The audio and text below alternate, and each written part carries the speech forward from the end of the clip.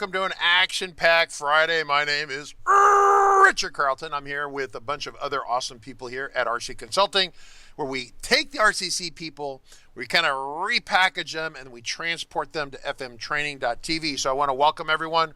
It's pretty awesome. I'm glad you're here. So today is an open Q&A day. However, I'm going to spend just a moment and talk about this. So Claris ate their Wheaties, right? Every time Claire, whenever you're dealing with someone who's kind of important, like Claris is kind of an important person in our lives, right? It's like Claire. Okay, hang on. This is Clarice, okay? Hey, Clarice. Hello, right? And so Clarice is important in our lives, so we like to give her a kiss. Now, we want Clarice not to lose her mind or do crazy things. And that's kind of what's happened. Clarice, over the last 3 months, 4 months, 5 months, has really seemed to figure out what they're doing. And I want to credit the management team, one, for hiring Peter Nelson, and two, for having the wherewithal to listen to Peter Nelson. Just because you hire someone doesn't mean you actually listen to them. Nick, I don't know if you watched it, Nick. The live stream yesterday was really good. I think a lot of people don't understand the depth of really what they're saying. And Peter said it. I have like 2 pages of notes, and I'm only halfway through it. The developer community doesn't fully understand all the positive or amazing attributes of what they're building. It's so big, right? And so we've been beating our head against the wall for a long time, and they're going to address and fix this. And so, and really, Draco is becoming the name. Is kind of, in fact, what I don't want to get into this. So a week from today, we're going to get into talking about this. But they talked about Draco, its position. Really, at the end of the day, what Draco really is doesn't go away. Nick said this last time, and last time we did the review, and I wasn't like, is Nick really right about that? And so what Peter Nelson, the VP of Engineering, said was that the underlying database engine that's in the FileMaker platform is really, he goes, it's really actually an SQL database. He goes, but Draco applies these like kind of human rules to it, and makes it, what it is, makes it much more wonderful, much more goodness, right? So if you have, there used to be those candy bar commercials. I was never a big fan. It was a Milky Way. It was like creamy goodness inside, or Three Musketeers or something, right? Yeah, creamy goodness, So we're going to talk about, I'm going to make sure Nick watches this, and then Jacob watches it, and then we come back next Friday. So we're going to bump the content for next Friday and do that. So for today, we're going to let it roll because I'm still kind of processing. There's a lot to process. I think a lot of the people come to this live stream won't really fully get the plan. And they did a slide to explain it. And I could have told them if they'd asked me that slide was helpful for some people, but it doesn't really fully explain what they're trying to do, right? And they're still kind of finding their way out. I just think that they're really on the right track. Let's pivot forward to open Q&A today. So I have 2 questions so far that have come up today. We had one from Larry, who I kind of covered yesterday. I want to welcome everyone, by the way. Michelle goes, by the way, I heard a rumor that Claris is no longer supporting FileMaker 18 Pro 18 Advanced. FileMaker only supports versions of the product that go back 24 calendar months. So FileMaker Pro 18 was shipped prior to 24 months ago. So they dropped it. What's screwing everyone up is they assume that they support the current version and the last version. In everyone's mind, that would be FileMaker 18 and 19, except that Claris has now got some sort of new super secret strategy that I haven't heard them talk about yet. I haven't got through the end of this video yet, but I guess that we're just going to have 19.4, then 19.5, 19.55, 19.6. I mean, we could stay on 19 for a long time. My guess is that 20 will be like their new super duper amazing new stuff. So they saved the nice round 20 number for that overhaul, right? Would be my guess. Matt says, okay, so Matt has a question. We're going to let Nick. So let me get to a couple of these questions first. So first off, so if you're on FileMaker 18, I have a couple computers on 18. Did we ever update my server to 19, Jacob, my DBW2? If we haven't, we probably should do that. I don't know the answer to that question off the top of my head. Yeah, so one of the things 4 is not. 4 is 4 is 18. Yeah, 4 is 18 still. Yeah, but we're waiting to get to 19.3. We're trying to establish that 19.3.2 is not a turd. And so if we establish it's not a turd, but we have conflicting data as to the turdiness of that release. So yeah, I can confirm I've not really had issues with 19.2 specifically, the server product. That one seemed to be pretty good, basically. Okay. But we're still kind of validating. We would like to be on the latest in this case just because of the direction that Claris is kind of turning the boat. But as always, you need time and grade to do verifications like that. Yeah, we want to make sure that, if we're going to move how would you guys all like it if you can't talk to me, we can't run live streams, and my staff can't be paid? That would be, well, so if you're a competitor of mine, you'd think that's really great. So yeah, but the rest of us would want to go easy on that. We're waiting to find a nice, good, stable spot and then land the helicopter on a stable platform, right? Right? You don't want to have one skid off and then roll it over. That sucks. So that was an easy question. The next question we had was a question about relationships and management. So let me spend a minute, and if Nick at some point wants to jump in here about relationships, he can do that. So let's talk about relationships and Anchor Buoy. So we have videos on Anchor Buoy. If you don't know about our videos on Anchor Buoy, I'm going to press the button right here that brings up the FM Train.tv website. If you go to live training, this is our upcoming training schedule. Reminder, once again, nothing on Monday. It's a holiday here. We won't be here. That being said, we'll pick up on Tuesday, Wednesday, Thursday, and then post-event review. You guys, Margaret, if your Margaret's still around, you need a little better description. It's the executive Q&A, right? So post-Claris executive Q&A webinar review is what that is. Okay. Got it. I will adjust that. That would be really swell. So once again, I'm just covering the bases here, but we have a bundle. One of the Claris employees is asking, "What bundle do you have?" Like, well, we have a contract with you. Thank you very much. I won't mention her name, but it was kind of funny. One of the salespeople there was like, "Oh, you can't have a bundle." Yes. So we have a bundle where we put together a special version of FM Starting Point, all our great solutions, and all our training. Really, it's more about training than anything else. It's a great training bundle, and you can get it for a subscription. But anyway, we talk about this concept of Anchor Buoy. And I was talking to Larry about it, and Larry mostly was one of our moderators. He was one of our Marines. He was on a good track. And what I wanted to point out, if I can find, so the idea here is I'm going to pop this open relationally here, and I'm going to go to, so this is the old design right here. It's a great design. Nick's working kind of conceptually on the new design that we might see someday, depends on time and budgets and things like that. If I go to File, Manage, Database, the question that Larry had was, Larry was doing this thing on baseball games, right? And so he has a baseball game, like a football game or American soccer game, doesn't matter, European football, it's a game. And then you have, basically they have, for example, box seating, and it was the case that we were talking about. And so you have these box seats. So he said he had about 22 box seats in this stadium, whatever this was at. And so the box seats are like, they get a lot of money for box seat because that's where all the rich people hang out, right? And they charge money for that, and you cater to them, and I'm sure they make good money on that. I hopefully would. And so for every game, those 22 box seats are rented out. So really you have a table of the box seat master list. There would be 22 records, one for each box. But you would have a box seat sale, which is the sale of that box seat for every event. So for every game, and he said there were 72 games, you're going to have 22 records represent the sale of that box seat for that game. That makes sense. So three tables. Game table, the box seat, like master list, only 22 records. There's only 22 little rooms. And then every time that room is leased or rented for a game, that is a transaction. So that is a record. So every game, you're going to have 22 records. And then the game tomorrow, you're going to have a different 22 records. And the game tomorrow, you're going to have 22 records. And then each of those, you can say who rented it, how much it was. So the question is, if you're on a layout where you're looking at the game as the base table, then you would have over here, you would have the game over here on your anchor. And then you would have something like this right here. This would be your the box seat rental box seat rental. It's that instance, that occurrence. It's a join table, right? But I don't like to use the word join table because it makes sense. It's a transaction. You could buy the box seats every game for the whole year. You're a season box seat ticket holder, right?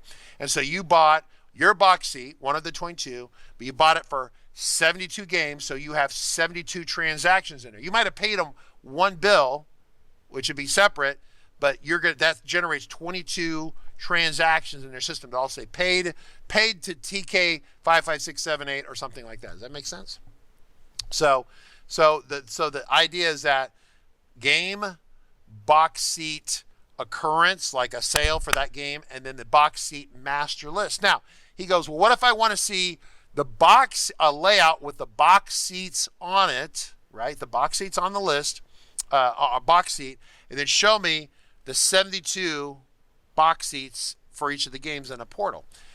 By following Anchor Buoy, you would go down to you'd create a brand new table occurrence group, and over here you would have the box seat master list, and then the middle, in the same place in the middle, would be the box seat occurrent, and then you'd have a grandchild right here, which would be your game, right? Makes sense? So that was Larry's question from yesterday. I'm not sure if we have questions about that. Okay, so that was the one from yesterday. So once again, the layout is always attached to the anchor.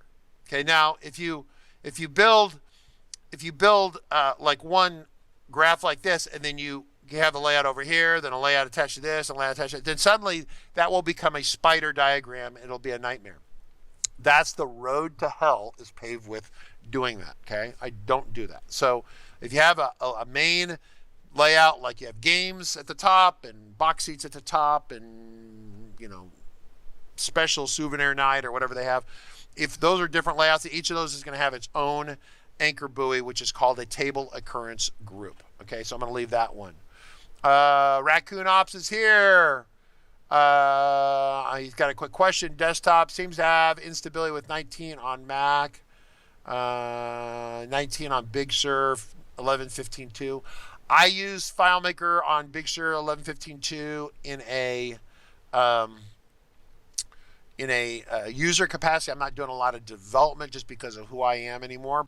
So that was Larry's question. I'm going to leave that one alone because if you guys want to know more about Anchor Buoy, there's a whole set of video in our training session, right? We talked about the bundles. Go buy the bundle. We have dedicated explanation of building Anchor Buoy. Buy this, support the channel. We greatly appreciate it.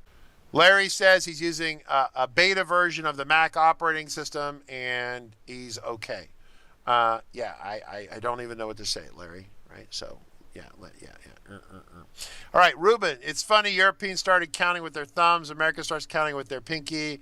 Heard it today, and Richard is confirming it. Yeah. So, all right. Elite has a question above that. If you didn't catch it.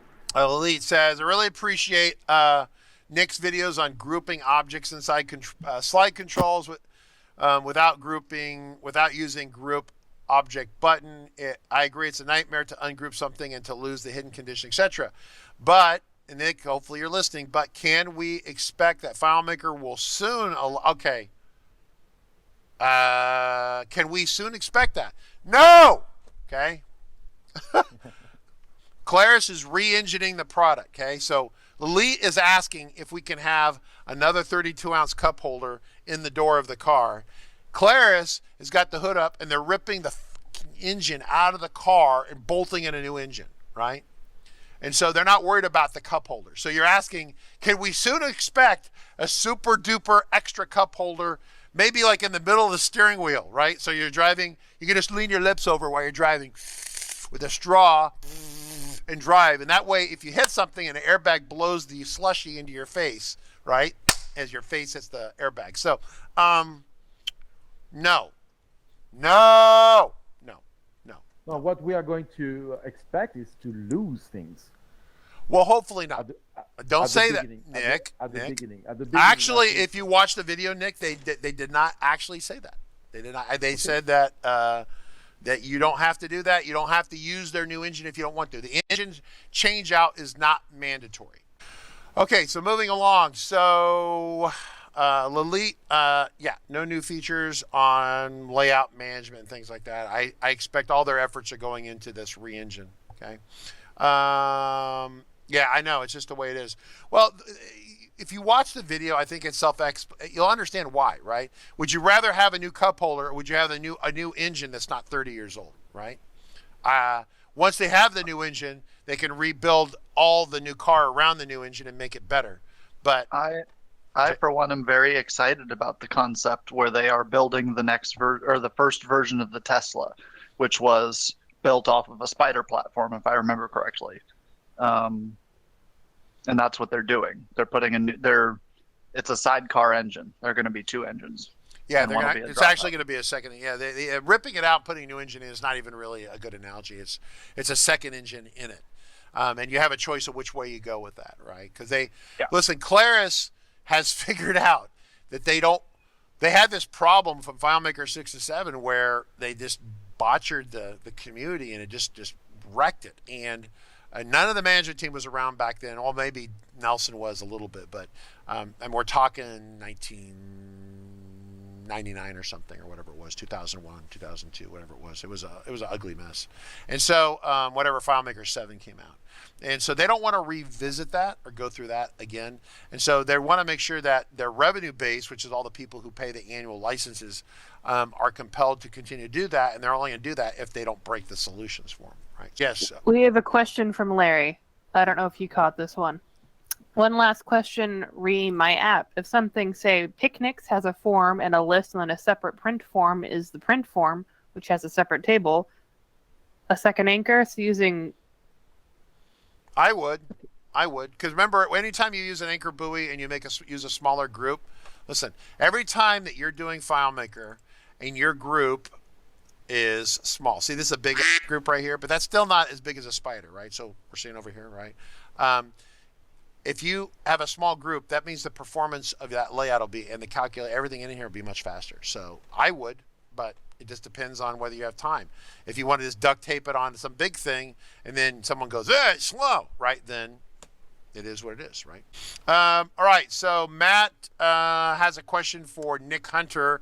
Matt Lalas says, in virtual fields discussion with Nick, said not to have tables with greater than 100 fields. No, it's not what I'm saying, but it's okay. Well, it's what people heard, Nick. Okay, but that gives me the opportunity to re-say what I have Why said. don't you re-say it again for Matt? Okay, I say when you cannot use the same. Okay, listen to me, calm, very, very calm. You cannot use the same technique when you have 1 million records. It's not the same technique when you have 1,000, 10,000 records, or 1,000 records, or 100 records. For example, with 100 records, you can be quick and dirty because you have 100 records or 10 records.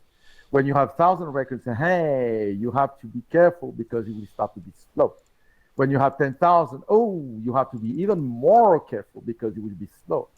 When you have 100,000, 1 million, 10 million, 1 billion, you have to each number. I always say that, and I'm repeating myself another time. When the number is driving how you can do the thing. So let me explain another time. When you have the number of records will drive you the technique you're going to use. The number of user connected you have will drive the technique you're going to use. The number is everything in a database. The number of fields, number of people, number of records, number of gigabytes, number of everything. It's what drives what is the decision maker of which technique you're going to use. I'm clear? Yep, I like that. It's a much better answer.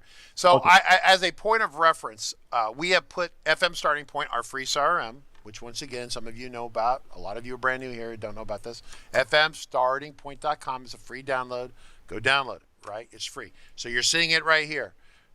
This has been seriously tested under combat conditions. So imagine we take our Marines, we give them live ammo, get them all racked up, kitted up with their armor, we put them on the beach, and they're assaulting the beach and being shot at. That's called combat. You're being combat tested. Make sure you're good to go.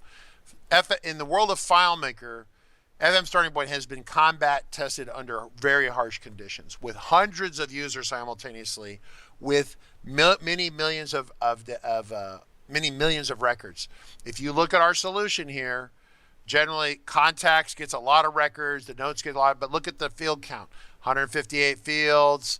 If you look at like the notes, is it called notes in here? What is it called? Called notes, payments, products, terms, timesheets, category, tasks, documents, communications and notes, 42 fields. This one here has many millions of records, 42 fields, right? I was flipping around projects, around 100, right? So Nick is right, absolutely. The biggest one we have are invoices, but most businesses don't have many millions of invoices. Even if you did, I think FileMaker can handle it. I think we had well over several million invoices in here, and it handled it just fine, right? So look at these numbers. I mean, I don't know what to say. So let me do this one more time. So here you up there at the top, right? So this is our combat tested CRM. Contacts 158. Yeah, go to the table. Go to the tables list, because you will see all the. Go to the table. Oh, there you list, go. Okay, there you go. So they're pretty light. The fattest one is invoices or preferences. But you know how many records preferences has? 1. Yeah, not only this, but I think at one point we can clean up those 246. We can use the the dynamic programmable field stuff that I'm talking about. This maybe. Yeah, well, we can. You can, but I have to have juniors who can work on it. Remember, that's the No. rule. I'm not saying we are going to use it. I mean, it's a place where we could apply that technique. Yeah. But the FS starting point is very clean actually, because you don't have many. Everything is below 100. Expect 3 tables or 4. Yeah. Right. Yeah, and they're the ones that, I mean, literally preferences. You could have 500 fields or 1,000 fields in here, and it wouldn't matter. It's one record. No, it wouldn't matter. It's a nightmare to manage, because it's a big list. But that's not the point. The point that it's a long list is not the point. So, all right. So I am motoring through questions. So Kyle says 100 is okay. 600 fields is a little excessive. A database will be much faster with less fields. Yes, the fields are broken down into more tables, right? And then you use Anchor Buoy to separate things even further, right? This is a big performance conversation. So I'm gonna jump over to YouTube real quick.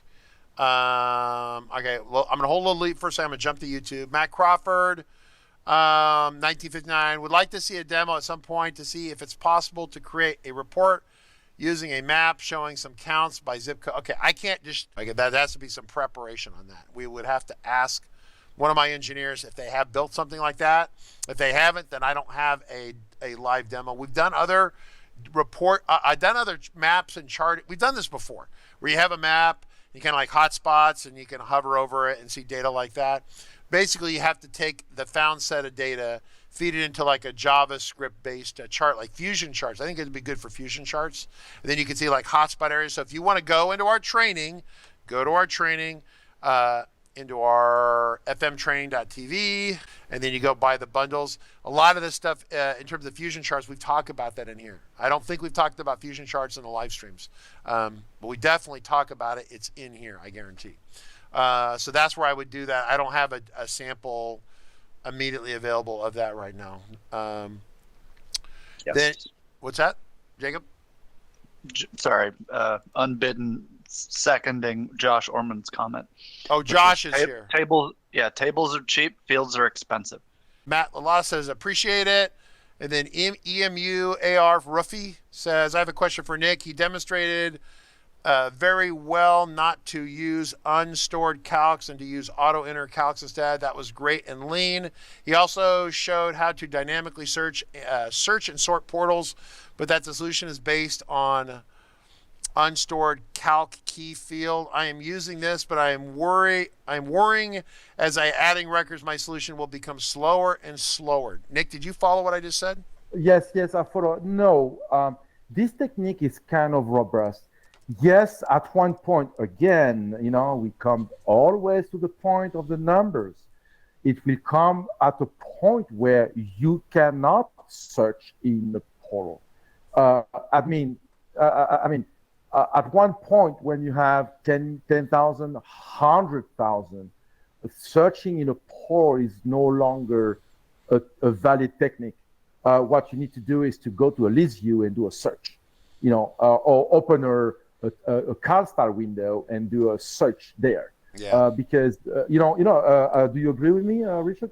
No, absolutely. Portals are. Listen, if you have enough records in a portal, it's kind of one of these funny conversations. People go, well, you come over here to like contacts and you have these areas over here, and I'm pretty sure that we don't sort these portals, right? I'm pretty sure we set them not to sort, and people go, well, I want it to sort, right? Really, if you're using portals, you need to keep the found set of data that's in that portal in this area over here down to a very small number, like 10, 20, 30, 50, less than 100 records. If you have more than that, the performance is going to die. And people say, well, I want to see the data sorted. Well, if you have a small set of data, you may not need to see it sorted because you can just see it right there. You have 8 records, right? Do you need to really sort 8 records, or can you see what you need to see?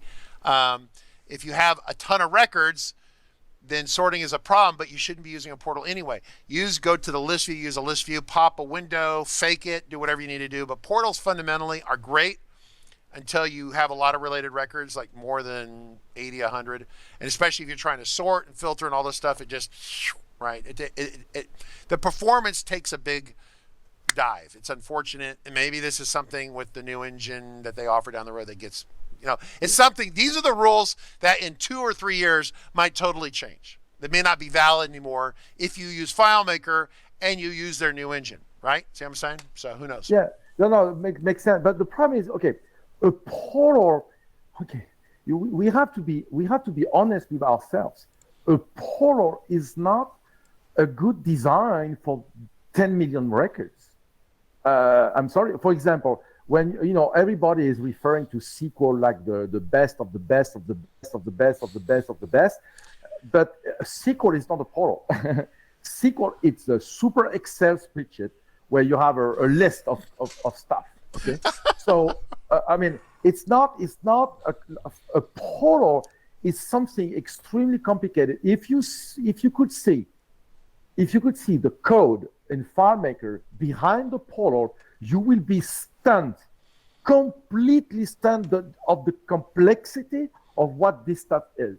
Okay, it's not just a mere SQL with a 2 statement and boom. It's very complex, and so I think a portal is good for one thing. For example, you have the example here on FM Starting Point with the invoices. Okay, you have invoice items. Okay, you don't expect to have an invoice with 10 million items. Okay, so yes, a portal is a good technique here because it's meant for that. A portal is meant for that. Now, to display 10 million records, the list view is way by far the best option. Bruno says, performance-wise, does it, whatever it is, impact the system that much to add additional relationships for each or not? Okay, so back up. So back to the anchor buoy kind of conversation, which Claris has gone around and around and around on, and they're back to recommending anchor buoy, except they don't call it anchor buoy, which is really funny. It's in their engineering blogs. I thought that was really funny. So I'm going to go to field definitions real quick. So relationships. So this is anchor buoy. Okay, you have a layout here, and this is a more complicated one, right? Versus like something like this. If you're on a layout, okay, this is for Bruno. If you're on a layout that's driving this right here, FileMaker in its memory, RAM memory, has to bring down the data from the server. Even if it already has it cached, it still has to read it. And then it has to think about it, and it has to work out all these little boxes right here, all these relations. It has to work all this out at warp speed, the speed of light, and then display that layout for you. So if you have a layout with a kind of like the same size and a bunch of objects on it, and FileMaker has to figure out 4 relationships here versus going up here and figuring out 10, 20, 30, whatever this number is. This looks like about 20, about 15.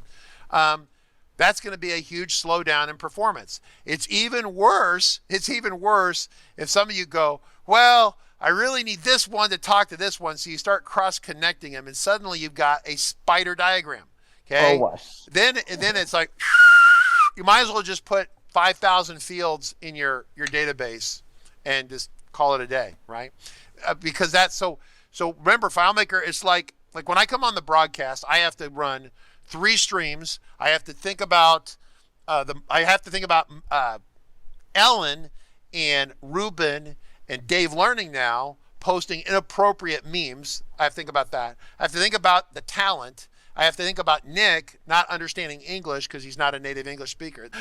So it makes me, it was like, woo, a lot of stuff I have to think about. So that is Richard with this. Now, what if you go to Richard with this over here? My little head's going to explode. That's how FileMaker works. There's your analogy. How much can you keep in your head at one time? Well, Jacob Taylor is super smart, right? Oh, here we go. There we go. I have a question. It's already going bad. Here it goes. All right, so here we go. I have a question for you. You know that I have a special relationship with FileMaker behind the scene, right? So because I work there, because so are you interested? No, if the people will be offer a webinar about the anchor buoy, about the relationship, but in a different way. Because I think the relationship is something that need to be talked about in a very different way, because you can solve yourself from you can prevent yourself to shoot on the foot with very small and very easy way, very easy technique that can save your you know what, so I think that would be great if we can do that. If you give me the opportunity, 1 minute to clarify something that I have in mind, I don't want to lose it. It's that you remember when I said that without Draco you're out of business. Remember that? Okay. So when Clarice did the presentation last week, it's because if FileMaker becomes another SQL platform where you have 200 billion different SQL systems for free on the internet, why paying to FileMaker if you have SQL for free on the internet? So that's what I'm saying. Without Draco, what makes FileMaker special is 2 things, 3 things, by the way. 3 things that becomes one. What makes FileMaker special is the database engine, it's the drawing engine, and the scripting engine. It's the combination of the 3, because on the SQL world, when you have SQL, you don't have interface. You need XML for interface. But when you have XML and you have SQL, you don't have scripting. You need Python for that. So you need those 3. You need those 3 platforms to work together. And by the way, by the end of the day, you need 2 guys expert in Python, 2 guys expert in XML, and 2 guys expert in SQL in order to have what FileMaker can do with 1 guy behind the screen without knowing nothing, right? Basically. So that's why the success of FileMaker is the conjunction of those 3 things together. And Draco is, I agree what they want to do. They want to modernize Draco, make it modern, make it 2021, make it post-COVID era, okay, what we call that now. So they want to make it that. Did you say post-COVID era? Yeah, that's how they call the thing, post-COVID. Really? Because that's the new terminology they have in the post-COVID database system. Oh, yeah, post-COVID. Post-COVID. Yeah. COVID wow. would be like in the computer industry, you have the bug of the 2000. You remember the millennium bug. You have the millennium bug, and you have the post-COVID era. I got it. It's an inflection point. Yes, inflection point. Okay, cool. Well, so I answered Peter Bruno's question. McCrawford 59 You says. want to do? Oh, sorry. Oh well, he has another one. I was gonna redirect back to Lalit, who asked a nice big juicy one. Okay, yeah. Why don't we go back to that? Yeah. Let me scroll up here. And by the way, welcome to Monkey Spread, who's here. Christian Schmidt is here. Christian's having a nice sandwich with monkey spread on it. I like that. Very good. Where's Lalit at? Lalit, especially, I don't know where it's at. Where's this question? Oh, there it is. It's a huge question. Oh my God, it's a book. What is the trick to create a list of dynamic values for a pop-up menu that will be shown until they are selected? Let's say in a form view, I want to add interests. I'm kind of just reading this here for those of you wondering about this. I have 10 values. I don't want to use checkboxes. Put all the selected in a portal display each time I I'm actually probably sure this has been done. I just don't. I'm not sure exactly which demo he's talking about, or he hasn't seen it. Questions on that? Anyone have thoughts on this one demo? I mean, we've done lots of add-ons with virtual lists. Is this not like a Christian Olson demo that he already had with a select a list, or He's done multi-select things like that. Yeah, this is I've seen that in AC's file. He's done stuff like that. Okay, so that's the word he's using. Thank you, Jacob. Is multi-select, right? He wants to, but I don't want to use checkboxes. I want to put the selected interest on the portal. It's the situation where you have just to use his numbers, we'll say there's a base list of 10 things that can come up, and then when you select them, not via checkbox but via some other means, it removes it from the list, but the list itself does not actually change like the base list of 10. Okay, cool. So real quick, so Kyle Williams, one of our broadcast personalities here, who is not on today, as a sample file for you, Elite, he's going to post it in off topics. If you go over here in Discord, for those of you wondering about this, why we hang out here in Discord, there's a lot of stuff up here you can see. And we have some a lot of interesting topics here, including some off-topic FileMaker, blah blah, whatever right here. And so if you have like someone who comes up to me and says, "I want to talk about whatever," a lot of times we'll take it offline, take it off topic because it's kind of not what we want to do today. But or it's too big, like this. So this one, he's going to post a sample. You're going to put there in samples because we also have a files and free samples over here, right? So maybe he'll post it over here. So there you go, right? Cool. All right, Net Lobster is there. All right, cool. Other questions, comments? Yeah, Bruno had the one question. I think Nick kind of addressed it. Do you think it's better practice in terms of performance to use execute SQL to gather information? Okay, so let me just talk. Nick kind of like hammered the SQL thing, but let me answer it more specifically. So understand fundamentally with the current architecture of the FileMaker platform, execute SQL. Let me bring my face up here because this is one of those where I need my smiling face here. Where'd it go? Here we go. Execute SQL has to be translated into code that FileMaker understands. FileMaker is not natively under the hood an SQL engine.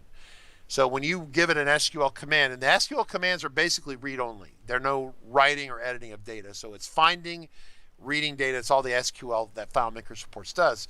It translates it. So that you send the request in, it translates it into something that FileMaker understands. Then it executes it. And then it brings it back to this translator and translates it back into SQL response that goes back out as part of that step. It's not fundamentally faster than FileMaker. It is fundamentally useful in a very specific situations where so it's not faster as a general rule, except when you have a situation where you want to get data or connectively relate data. Like you want to generate a report or give me a list of all the people that do blah, blah, blah, blah, blah. But the data isn't in a single table. It's spread across several tables that there should be a relationship for. The execute SQL in FileMaker allows you to basically specify a relationship in the SQL statement, and FileMaker in its own mind creates it, like comes over here and it says, oh, I'm going to create this and I'm going to take this and I'm going to cross connect these like this and it's going to do this whole thing. And it builds this little relationship diagram in its own head. It's not writing it down. It's not on this diagram anywhere. It builds it in its RAM memory. It generates the results and then it dissolves it. So it builds a little table occurrence group. It uses it and then it dissolves it. And so the benefit is that you don't have to sit and add the relationship to that tog to your diagram. You can do it ad hoc, on the demand, on the fly. So if you have a situation where you need data, there's not a relational structure that supports it, then you can use it to generate some data quickly. Then it's beneficial. It's better than saying going and building an ad hoc table occurrence group that you never need, right? Nick, you without to hammer it, because and being very neutral, without taking side for one or either chapel.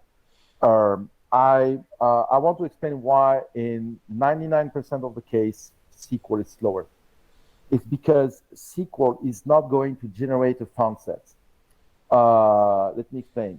Draco is going to generate you a group of font set, like a group of records, of FileMaker records, real FileMaker records.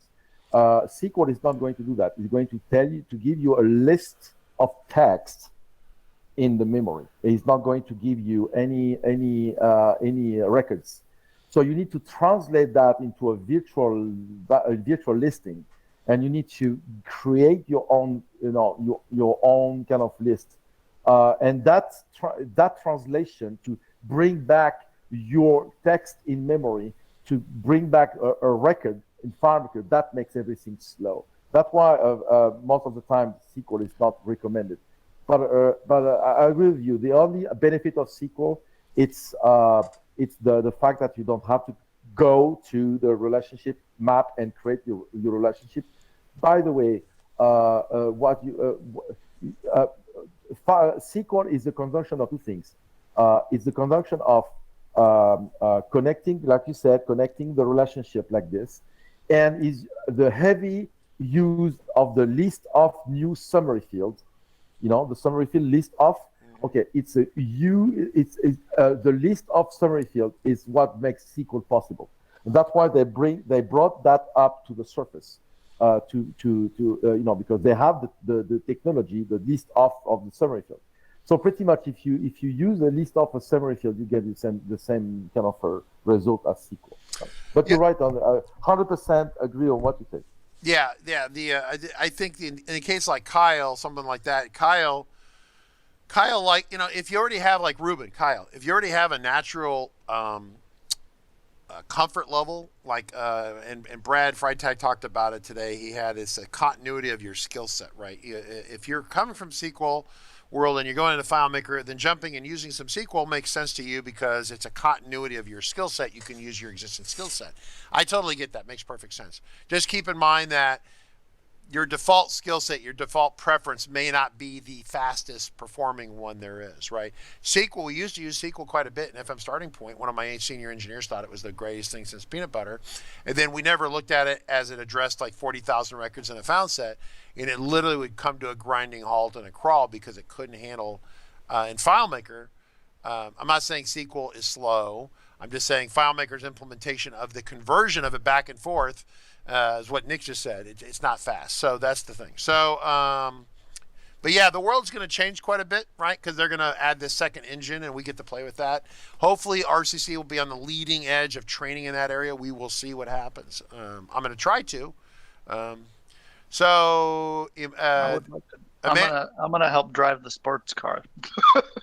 Oh, okay. So we want to talk about recovery. So this is Emmanuel. So I'm going to close with one last topic. So we don't need any more questions for today. I'm going to talk about recovery, and I prepped for this. I practiced it. We talked about it. Jacob Taylor is here right now, so we're going to talk about it with him a little bit. Yep. I'm going to go ahead and hit cancel here. So what we're going to do is talk about. I'm going to lay the groundwork, and I need everyone to listen to this very carefully.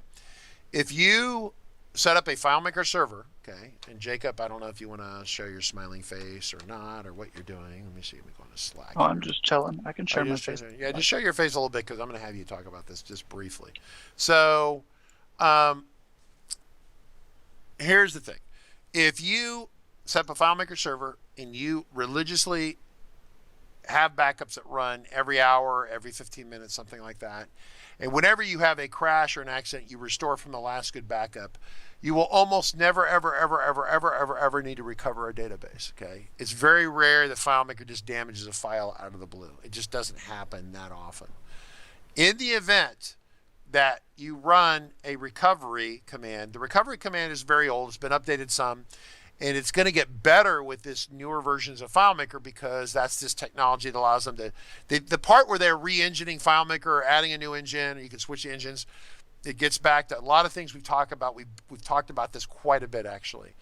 That being said, in the here and now today, say for the next 12 months anyway, at least, the recovery tool that you have is going to go through and it looks at the file.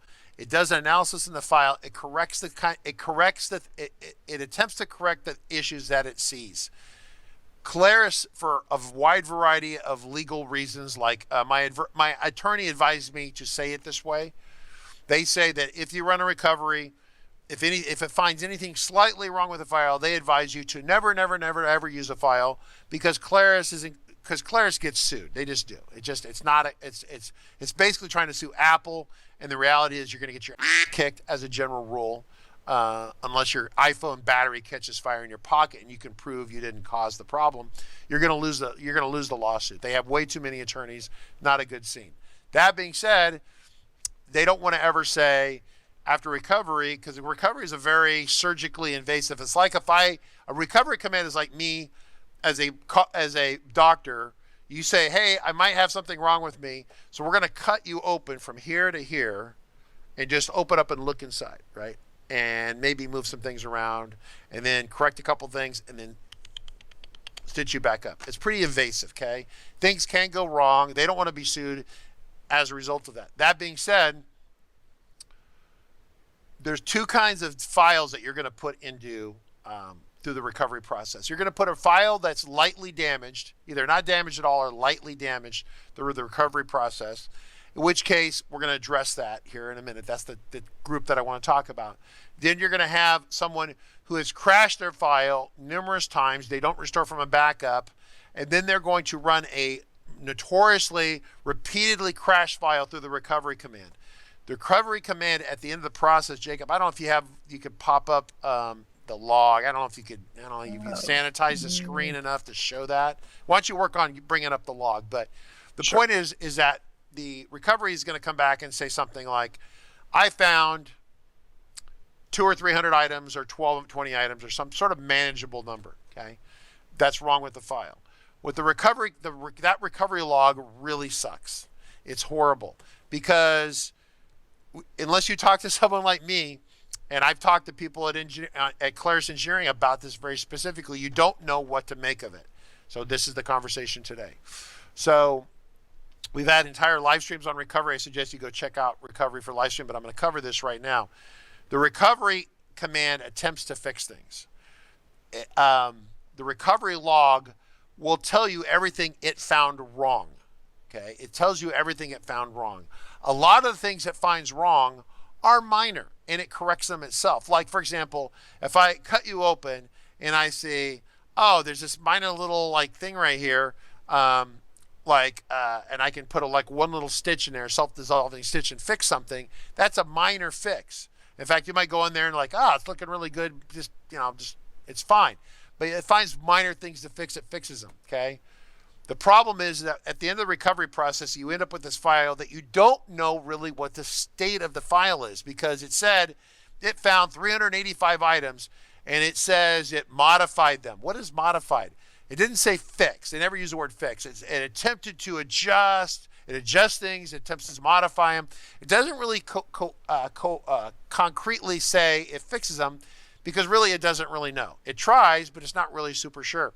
And so what you have to do to get a real read on your file is you have to run the recovery twice. And there's some people out there, I've read blogs by some of our competing competitors, and I remember this one written by this nice lady I've met, and she was off in the weeds. She was basically quoting the legal line from Claris, right? Except that I'm not Claris's legal department. I'm giving you the reality of this. You run the recovery once, it gives you an initial punch list of everything it finds wrong. It could be a couple hundred items. If it's thousands and thousands of items, you're the person who's been crashing the file and not restoring from the backup. You're screwed, okay? You have a big problem, right? You shouldn't do that. Don't use crash files. So, engineer comes to me the other day. I'm not going to mention his name. His name rhymes with Christian Olsen. He comes to me and goes, I got this customer I actually am not going to mention, and he goes, I was looking at their file, and out of the blue we decided to do a recovery just to make sure the file was okay, and it came back with 385 problems or whatever it was, or 400 items or whatever. It wasn't even that. It was a small number. This happened with Calvin too. And I go, and then it says, and then of course the message at the bottom goes, never use the recovered file. Basically what Claire says to do is go back to your customer, throw the file away, go back to your customer, and tell them to rebuild it from scratch. That's Claris's official legal recommendation. Hello? You've spent $100,000 or $500,000 building, or $1 million building a file, or you've spent your own personal time for 6 months building a file, throw it away and start all over. No, okay? What you need to do is run the recover once, run the recover a second time. The log from the second recovery is the one you want to pay attention to, because it will then see the items that weren't corrected from the first pass. That's the problem with these logs. They don't say, you know, these items, like all the logs say is what the problems they saw, and then you can assume it tried to fix them. It doesn't matter. The first log, that's all you need to worry about. The second log will say, the first one said 385 items and it tried to fix them. The second one will say found 5 items, and those 5 will still be on the previous list. They were in that previous list. So those are the 5 it cannot fix. You need to go find those 5 items, delete them, like literally go into FileMaker and delete them, close the file, save the file, maybe run a compressed copy, whatever. Close it, delete those objects. Like Christian found 2 custom functions that the recovery couldn't fix. So my instruction to Christian is to delete the custom functions, close the file, open the file back up, rebuild the custom functions. Do not copy and paste them from some other copy, because when you copy and paste something in FileMaker, you can bring the corruption over in that code, basically in the XML. You can bring it over. The corruption's in there. So you cleaned it out. You cleaned out this little cancerous little thing out of there, and now it's clean. And you could run a recover on it, and now it comes back and says, it's all fine. It's great. There's nothing wrong with this file. It's great. Perfect. Then you bring back, but if you copy and paste those elements back in, they could be corrupted. Don't do that. You need to make sure that the elements, if it's a custom function, you probably get the text, you put it in a text editor, you copy and paste it, you rebuild it, okay? You need to rebuild the items, not copy paste. Trust me on this. Everything I'm telling you not to do, I've already done and screwed it up. Me personally, over the last 33 years, I've done this and screwed this up. I'm telling you, it's the truth. Okay, there you go. So you're going to rebuild these items, and then along the way, you can run a recovery if you want. It'll come back and say, this file's fine, it's safe to use. That's what you're trying to get to. If you have if you're the person that crashed the file, then you're like, oh crap, it's doing weird. Or worse yet, it says it won't open it, and you run a recovery, you're going to come down to a list that is too big to manage, right? Now, for the record, Claris does have a file recovery service that they charge $500 for. I haven't used this service in 20 years. You could try to use that service and have them clean it, but you know, it's something that's there. Jacob, you want to jump in now? I think, because I kind of hammered this, right? So sure, yeah. I don't think I have anything to add other than, avoiding backups are how you avoid crashing the file in the first place, and that should generally be your goal. Okay, backups are not how you avoid crashing the file. Backups are how you avoid using a crashed file. So the crashes are going to happen, but then when they crash, you take the crash file, you put it, and you go and find the backup. So Rick gets attacked by a tornado, right? So here's the tornado, like off it goes. And then so the server's gone, he goes, finds a backup, he brings it back, he uses it, he's back in business. And that's literally, in Rick's case, disaster recovery. So our heart goes out to Rick. Hopefully get everything together. If you need help, let us know. But literally, that is literally disaster tornado recovery. Because we're going to finish this off here. What do we got? What is this, and what am I looking at? This is the recover log, noting that we have 2 specifically issues in the file right here. And that big warning that Richard's talking about, warning, screaming, don't sue us, the file's damaged. But if you actually go through this, which we can do, so there's a few keywords that I've identified kind of that come up in these logs regularly. One of them is modified. I'll just say that's a little difficult to deal with because lots of you use modified as a field name. Modified, but I'll note I put a space at the beginning of it, which will prevent us from hitting modified fields. And so if I hit find next, we're going to find, hey, there's those 2 custom functions that we were talking about. So the way it works here is that, so this is how the log works. And it doesn't say this because it's once again, I don't know if this is ever intended for human reading, but what it does, it finds an item that has a problem with. That's the line above.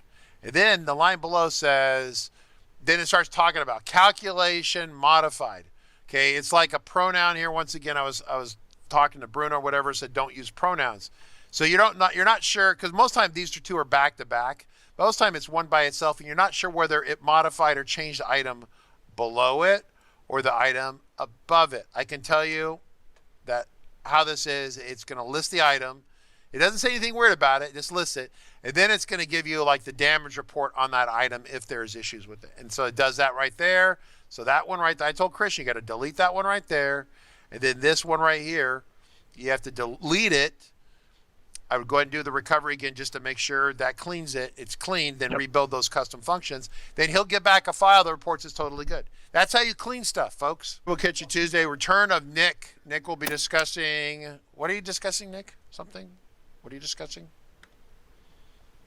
Nick will be discussing dynamically programmable data fields in the FileMaker platform day 3 and day 4. And the next week will be Claris, executive QA, review, and maybe Josh Ormond, if I can get him to slide in there. That'll be cool. All right. That's it, everyone. I'll see you tomorrow. No, Tuesday. Thank you.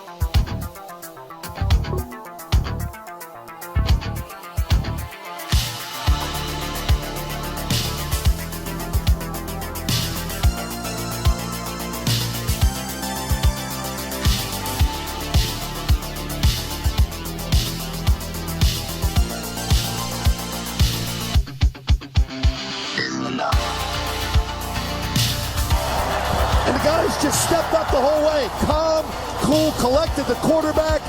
Great read, good patience.